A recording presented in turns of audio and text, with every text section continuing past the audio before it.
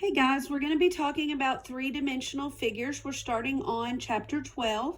We are right here on page 636. The first thing we're going to do is we're going to talk about the parts of a three-dimensional figure. So we're actually going to go over to 637.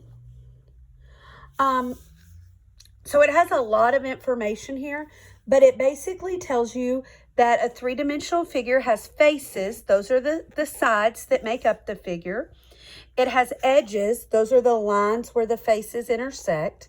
And it has vertices. Those are the points where the edges intersect, okay? Those are the parts of a three-dimensional figure.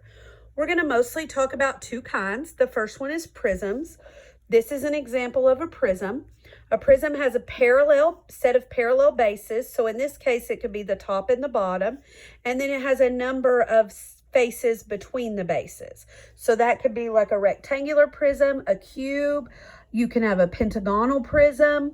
This is a triangular prism. So see, on the triangular prism, the parallel bases are here and back here. All right. The other kind we talk about is a pyramid. A pyramid has all of its faces except one that intersect at a single point. Okay, so here we are. So this is a triangular pyramid. The reason it's triangular, the sides are always triangles, but the base is a triangle. You can also have a square pyramid. All right, when you look at these are the different kinds of platonic solids. Just good to familiarize yourself with this. And then, of course, you need to be familiar with a cylinder, a cone, and a sphere. All right? The first thing they're going to ask you to do is be able to identify solids. So if you look at example 2 in your book, and I did this on paper, we're just going to go right through it. Actually, we'll just do it on paper together. This one, we don't have to write out. We can just talk about.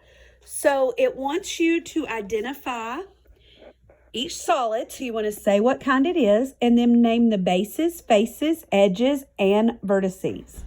So when we look at this, the base is this bottom part. We see it's a pyramid because all the faces except for the base meet together. So I would call this a rectangular pyramid.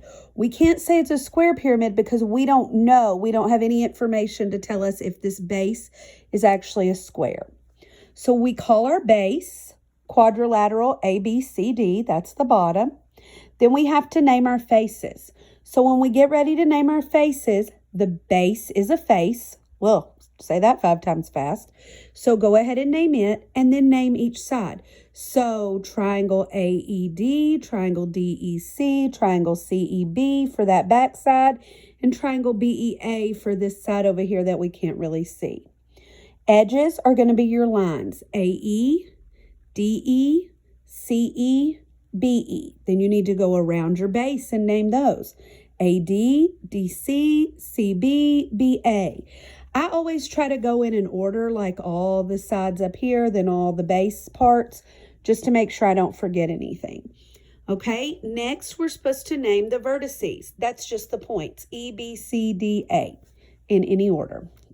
All right, when you look at this, it does have a triangle, but don't let that make you go automatically to pyramid.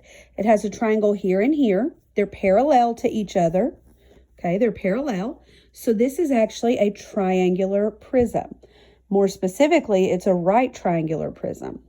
We name the bases. That's the triangles. So triangle JKI, triangle MNL.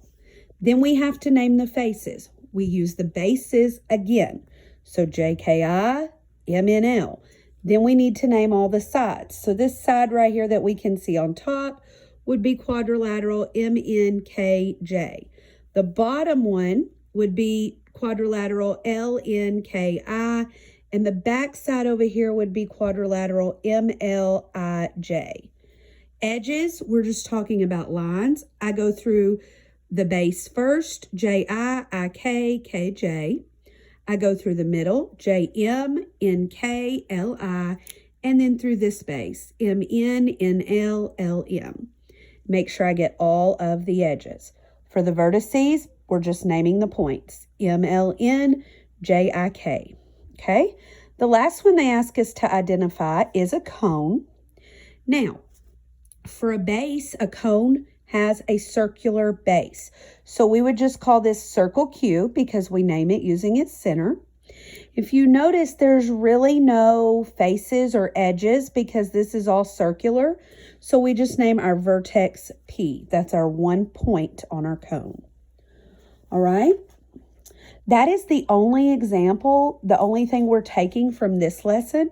So your work will be just on identifying what kind of figure it is, and then the bases, faces, edges, and vertices. So that's going to be it for 12-1.